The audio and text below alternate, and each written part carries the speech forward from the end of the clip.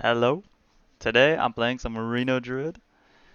Um, I played Reno Druid recently-ish on the channel, but I did it without commentary, and for some reason it's my most popular video, which I don't know if that means my commentary sucks, or if it was just because it was the first video I posted, but anyways, we're back at it again with a 30 card list this time, which is kind of weird. I'm trying it out. It feels pretty good, and also, we're playing with the reverts, so the Reno Lone Ranger is 8 mana now, which is excellent for this deck.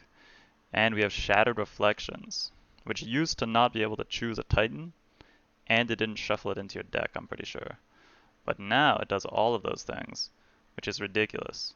Because to be honest, it's like 5 mana, just like get a billion of a card.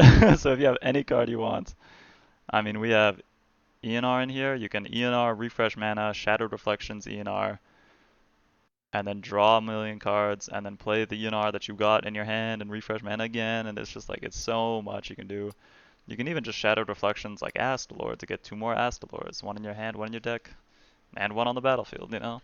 Same with Theatar, if you want a million Theatars for some reason. And also, you can use it on opponent's minions, so if your opponent plays something's good, you can just take it.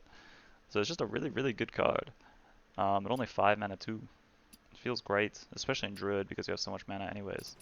And then yeah, the rest of this list is pretty much just a bunch of card draw and control. I'm running Sleepy Resident in here and Bob just because I'm facing a lot of Paladin recently. And I think, yeah, I even have another Sleepy Resident in the E.T.C. just to really slow down those decks as much as possible until like the pop-off turns with Aviana and ENR. So this deck's very fun. You cheat out a lot of mana, you play a lot of cards. And I kind of like it being 30 cards because you kind of see everything, draw through everything pretty consistently. Like you're always finding your Guff, you're always finding your Lone Ranger for the most part. And so yeah, let's hop into some games and see if we can showcase the deck. Going up against a Shaman here. I don't really know what most Shamans are playing. It's either probably Big Shaman if I had to guess. Or I guess it could be Murmur Shaman as well. Seabreeze Chalice and Rising Waves, they're nice, but they don't really kill big guys, if that makes sense. So I don't think I'll keep them. I really just want more ramp here, ideally. Shadow Reflection might actually be really good in this matchup because we can copy their big guys they summon. But it looks like Shudderwalk Shaman, actually. Because it's 40 cards. And they're running Ysera.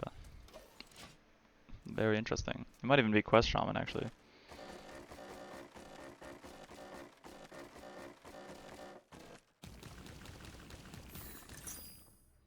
Well, you look at that. It was indeed Quest Shaman. I don't really want to rip a Burndown on turn 3, to be honest. Especially with no ramp in my hands. But at the same time, I don't really have much else to do.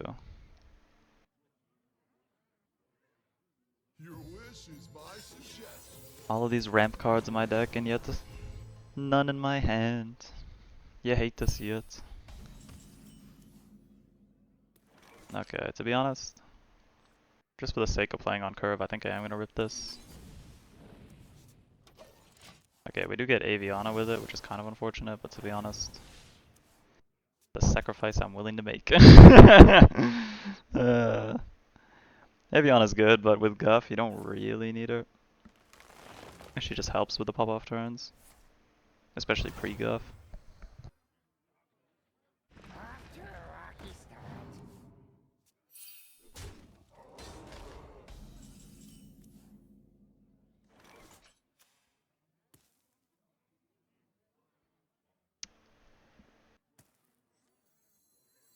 Here, I guess we can just Rising Waves. I don't really want to play the E.T.C without the Brann up, and I don't really need to play the Floop or anything yet. I'd like to play the Aquatic Form for ideally like Guff. It's like the 5 mana range. That hits like pretty much everything in my deck, because I only have 4 cards that are more than 5 mana. So I think I will just wait on that. That is an excellent hit for Dirty Rat.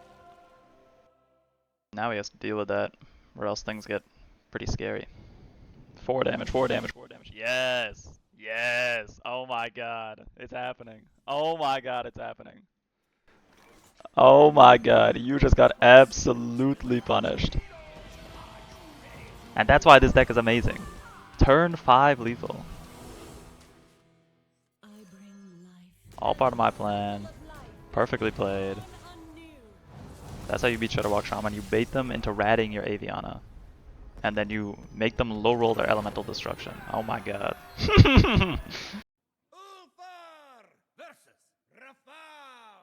Going up against a Warlock here. To be honest, most of the Warlocks I've seen have been Seed Locked. I saw one Reno Lock, but I'm assuming it's probably Seed Locked. In which case, this is actually an incredibly good hand. Wow. I mean, it just kind of plays itself. Wild Growth into Overgrowth and to draw a bunch of cards and play a bunch of stuff. Don't mind if I do. I am but a humble Druid player. Yeah, it looks like Seedlock. Sure. I think we're favoring the Seedlock. We'll see how it goes. I know some Seedlocks I've been playing against have been running Dirty Rat, which is kind of annoying. But for the most part, they don't really do much until they summon stuff, but that happens pretty late normally, so I'm just gonna focus on my own thing, play pretty solitarily in the sense that, or solitaire, not solitarily. I'm not playing by myself, but just gonna focus on my own things. Get some mana going. Nice thing about Seedlock is if you don't kill any of their minions, they have nothing to raise dead, so they kind of feel forced into killing off their own guys with Dark Pact and whatnot.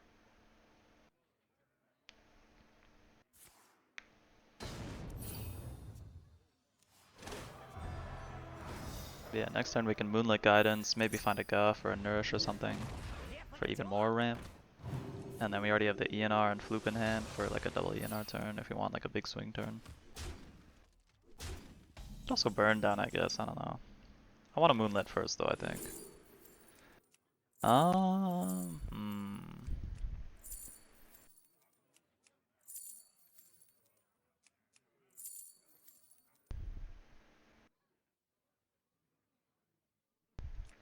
I think I'm just gonna get a Zephrys for now, and I don't really want to play the Zephrys to be honest, so I'm just gonna Burndown instead. And I think I'm gonna coin New Heights just to get even more ramp going. We're 1 mana off from being able to play ANR next turn, unfortunately, but we do have the Shattered Reflections in hand, which is excellent for our ANR turn. So as long as we don't get ratted here or anything, we're feeling pretty good. Why do I even say anything? Okay. Thankfully we dodged the rat. Oh my god. Oh my god. Why do I say anything? Never mind, never mind, never mind, never mind, never mind. Well, it's probably Plague of Flames here. That's okay though. It's still winnable.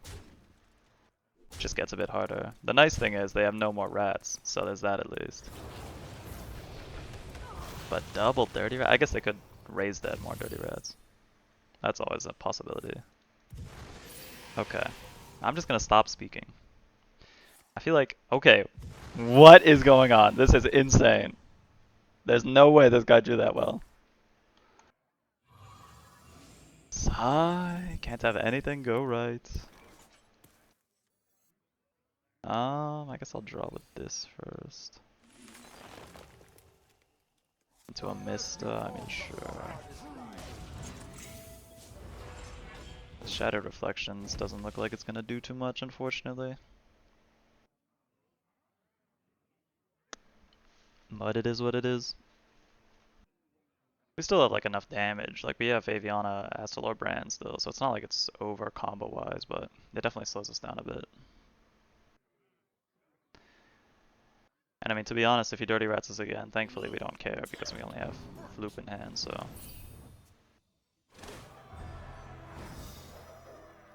We are taking a bit of damage, but Seedlock doesn't really have any direct damage apart from the quest completion itself and just these random pings from the quest stages, so I'm not feeling too scared of that. They might play a bunch of giants here, but that's also kind of whatever. We have Spreading Plague to deal with that, so I'm okay with it.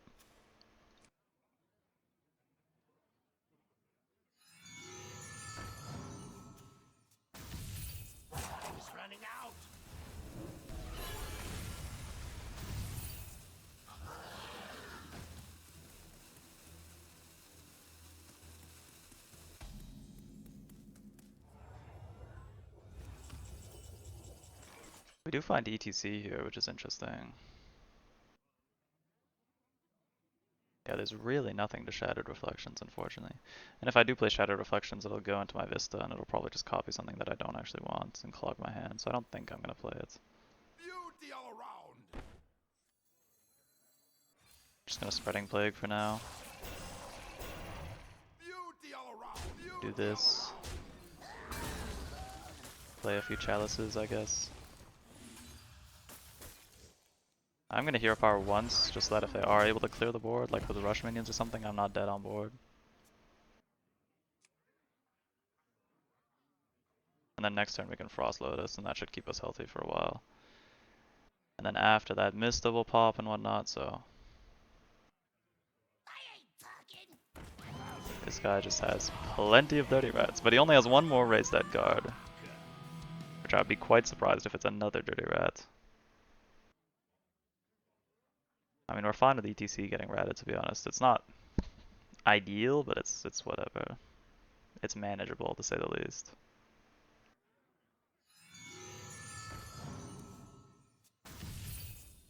The good news is, since they're playing all these rats and whatnot, they're not really progressing their quest that much, so I don't think we're in danger of dying ever.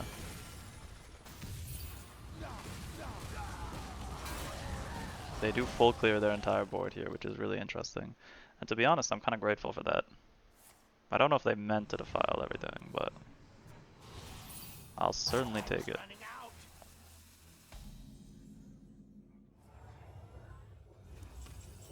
Next turn they get their Tamsin online, but I'm not too worried about that, I don't think. Just gonna keep drawing cards. That is my game plan. We'll take Astalor here. So yeah, all we really need is Aviana now and a bit more mana. And thankfully Vista pops next turn, which is gonna draw us a lot of cards. And give us even more health. So they're probably playing Tamsin here. It's a pretty slow turn for them, to be honest. Which is nice for us. You love to see it. I mean, if we top deck Aviana here, I think we just have lethal, which is also funny. Especially if our Mistah draws it. If our Mistah mills Aviana, things get a little scarier.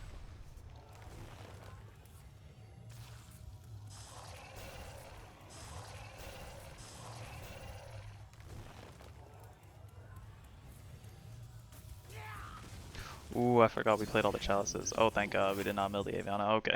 I was worried for a second there. Phew. We can play Guff here. Get that all going. We find the Aviana, which is fantastic.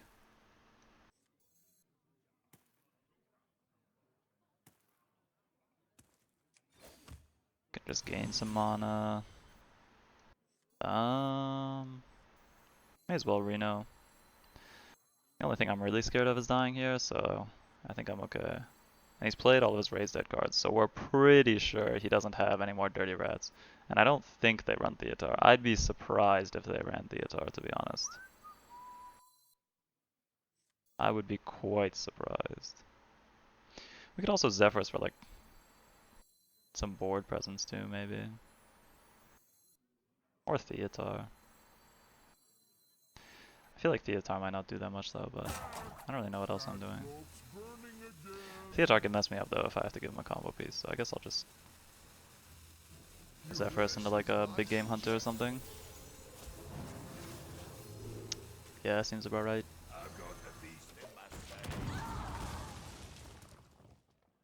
So from what I understand, Seedlock can't actually do that much damage. They have their 1 mana deal 3 to themselves card, so in theory they can only do like 9 times 3 amounts of damage, which is like 27, so not too bad. We should be well out of reach, especially with Solarium here. That's 1 mana gone already. I'm assuming they're going to play a bunch of Giants, try to clear my whole board. If they have Theatar or any other disruption, now would be the time to play it, but I want to say they don't. It is a 40 card list, so you never really know, but I would be surprised. That's for sure. Yeah. But it looks like they're just clearing the board here, trying to set up a board of their own. It is kind of annoying if they have a board of their own because it soaks up some Astalor damage, but I don't think it should actually matter. And we do have drinks in hand if we need to supplement as well. But the nice thing too about Seed Lock is like they're already kind of lowish, you know? Well, they're at 40 health, not really, but you know, they do some damage to themselves during the quest progress and whatnot, so makes it a bit easier. So yeah, time for some classic Brann Astalor action. Problem with this combo is always board space, but it is what it is.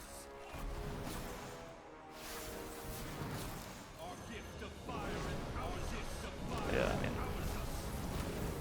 it's a lot of damage. Each of these are just doing 28 damage, so even though they had a relatively large board, it just doesn't quite matter. And even if we didn't kill him there, I mean, we still had Bio Project and a swipe for an extra 4 damage, and we could have just set up even more Astalors for next turn. And then he has to clear the board and also survive the next 2 Astalors, so pretty good combo. I'm feeling pretty good about that. Going up against another Paladin here. I don't know how many Paladin games I'll include. I face like every time I queue ranked right now, and I don't know if this is everyone else's experience, but literally half of my games are Paladin players. Maybe even more than half, I'd say. Like, it is a crazy amount of Paladin players in Legend right now. They are everywhere, from Libram Paladin to Call to Arms Paladin to like Tax Paladins. Really anything can win games apparently. I am still surprised that they reverted Prismatic Beam and Showdown, because those cards are just absolutely insane. But we'll see. This deck is running tech cards, like I said, for Paladin, so hopefully we can make something work. The fact that they didn't play a 1-drop makes me think it's Call to Arms Paladin, because Libram Paladin normally has quite a few 1-drops. No 2-drops either, okay. Well, now I'm... maybe they're just draw poorly Paladin? I don't know. It could be Libram Paladin that really bricked, but we'll see. Razor Scale. It could be like a 30 card Holy Wrath Paladin. I wouldn't be surprised by that. To be honest though, we've just been ramping out of our mind, and I don't plan on stopping anytime soon, so he can Razor Scale it up all he wants. It's not actually going to affect us in any way. It is Call to Arms. Call to Arms with Razor Scale. Really? Is that really worth it? Interesting. Well, he's a little late, to be honest, because I am at 10 mana already with Lone Ranger in hand. So I'm excited to see how he deals with this. He had a really slow start. And I mean, that Rising Wave is just beautiful too, to be honest. Rising Waves always does super good in Call to Arms. There's really very little like 2 health minions apart from Trapdoor Spider, apparently. That's not a card many of those decks run, but you know, you can throw anything in Paladin, I guess. I guess you can draw with Crystology. There's some thought there, but do you even want to play Crystology with Call to Arms? I don't know. These are some interesting choices for sure.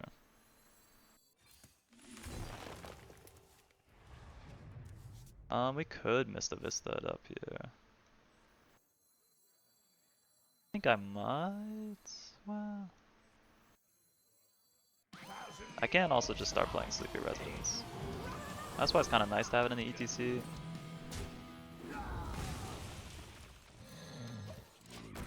Because now our Floop can be a Sleepy Resident too. And we're really just delaying the Lone Ranger turn, because we're trying to get them to use some Call to Arms, ideally, and some of their board buff spells just before we clear the board. Because if we clear the board, they can just make another board and then buff it all back up again. But if they run out of buff, they kind of run out of steam pretty fast. That's the one good thing about Call to Arms, is that it only lasts 3 turns, so you just have to survive those 3 turns. Yeah, so they play 1 here. Makes sense. Thankfully, Sleepy Resident will stop any funny business from happening. The nice thing about Sleepy Resident too is he stops them from attacking, which means that they can't even benefit from the Call to Arms buff. Which is great for us. I'm just gonna keep drawing and ramping. I mean, I'm feeling pretty great here, to be honest. I don't really know how they're planning to get out of this situation. But I'm having fun. And that's really my favorite part of this deck, to be honest, is that at a certain point... Oh, I forgot about Trapdoor Spider. Wait, they actually got me with that. Okay, I don't think we're dead here, but... That's actually really funny that I fell for the Trapdoor Spider. Oops. My bad. They have the Showdown here and a Dirty Rats. The guitar's totally fine. Could have been much worse.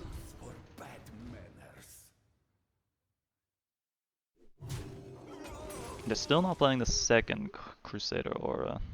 Which they might not have it, to be honest. They didn't play Aura in the core yet. But they have drawn most of their deck, so I would be surprised if they didn't have it yet.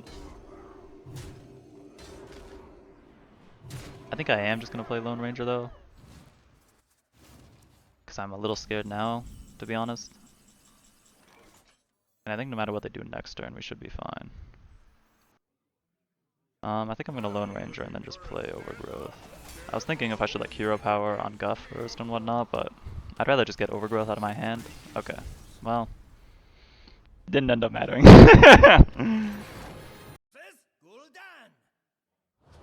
Going up against another Warlock here. Probably Seedlock again. I really don't see much else. I wish I saw more, to be honest. Seedlock is not my favorite deck to face. It's always a little scary. Even with decks like this, which are pretty favored into it, I'd say. Zephrys is kind of ramped, so we could keep Zephrys. I always like to keep Frost Lotus Seedling, just because it starts blossoming as soon as possible when it's in your opening hand, so I guess I will. But you might not actually want to. You might just want to like fully mulligan for more ramp cards. But yeah, it looks like Seedlock. Fair enough. You can always just Zephrys into Wildgrowth on turn 2 if you want to. We already have the Lone Ranger, so I'm not too worried about getting ruined by some giants. It's just the main reason why we'd keep Zephrys, just to clear that like early board they develop.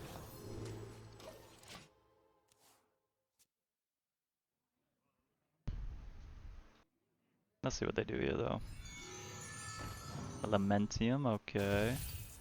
I'm never really gonna trade with them, to be honest, because I'd rather they have to heal themselves. And they are normally the ones playing on the defensive and wanting to kill things, so... I am just gonna keep hitting them in the head. And yeah, Frost Lotus has blossomed, which is great. Probably playing that next turn into maybe a 2-mana ramp card, hopefully. Unless we top deck Guff or something, that's really the only other thing I would play. Or Nourish, I guess. Pretty slow start from them, to be honest. This is a great hand for us. I mean, we're just drawing all of our ramp here. Next turn we can Guff into Hero Power, which is great.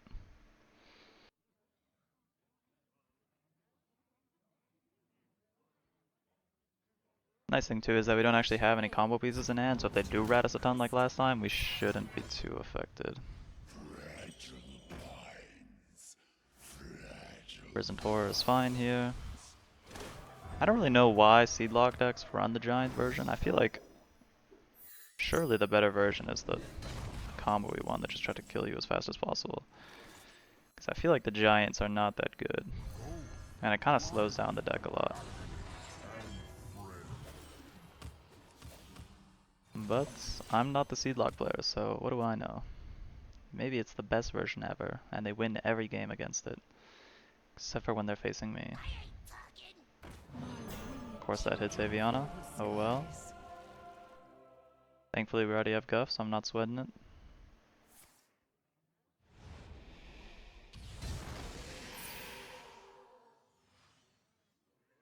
Nice thing here is that they can't really kill off their own Dirty Rat to raise dead more, which is nice. Because right now their raise dead is going to be Crystallizer and Elementium. if they do have any. It doesn't look like they're playing any giants either, so I'm just gonna keep ramping away till someone stops me.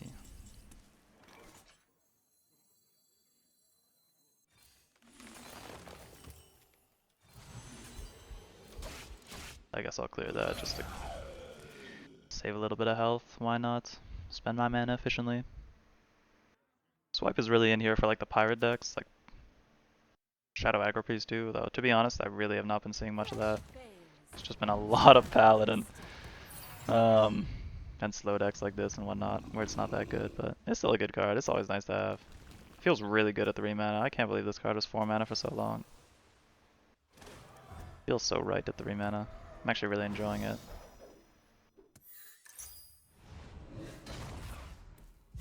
See, they even play Molten Giant. This is like the full giant version. Normally I just see Flesh Giants and name Prison Horrors. Second Dirty Rat maybe? Oh no.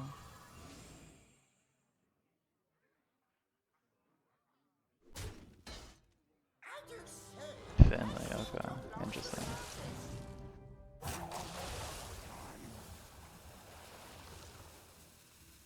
I mean the nice thing here is we have Lone Ranger obviously, so... Oh, and they're playing even more giants into the Lone Ranger, perfect. Yeah, love to see it. So yeah, I'm just gonna draw. I don't really need much more mana to be honest, I'm already pretty happy as is.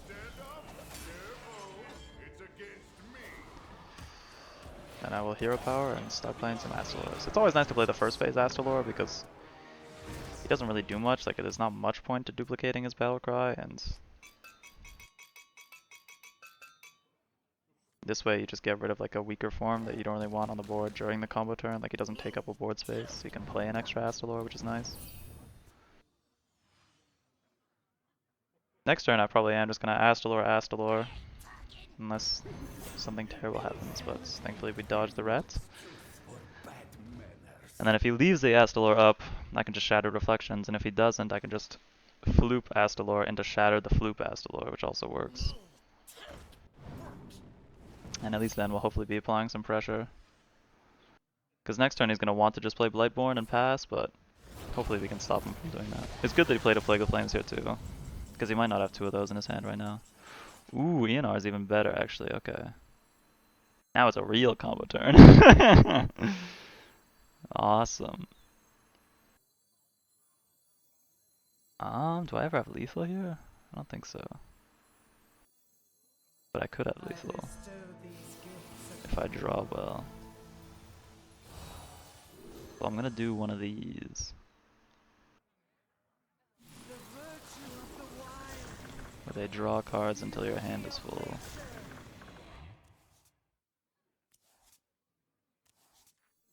Which unfortunately doesn't get me much. Although we do find a Brann, which is great. So I will play a Brann. Try to make some hand space here because we're kind of overflowing on value.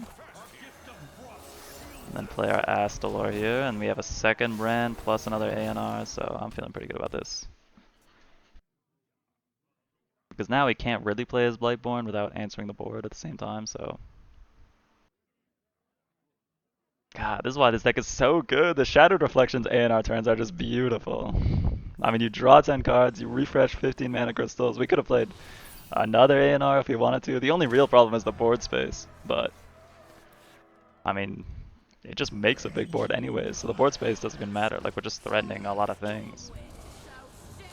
Like, he's doing all this, and he's probably going to play Broom here, I would assume. But that doesn't even deal with most of these. And since we shattered before refreshing our mana, this one can refresh our mana too. So like, yeah, they're just insanely dead here. You love to see it. Excellent. I love this deck. It'll never not be satisfying to just cheat out like 20 mana when your opponent has 8 mana. I don't know, there's something about it. I love Druid. I love Druid. Call me crazy, I love Druid. So yeah, that's the deck. It feels pretty great. I'm really enjoying it.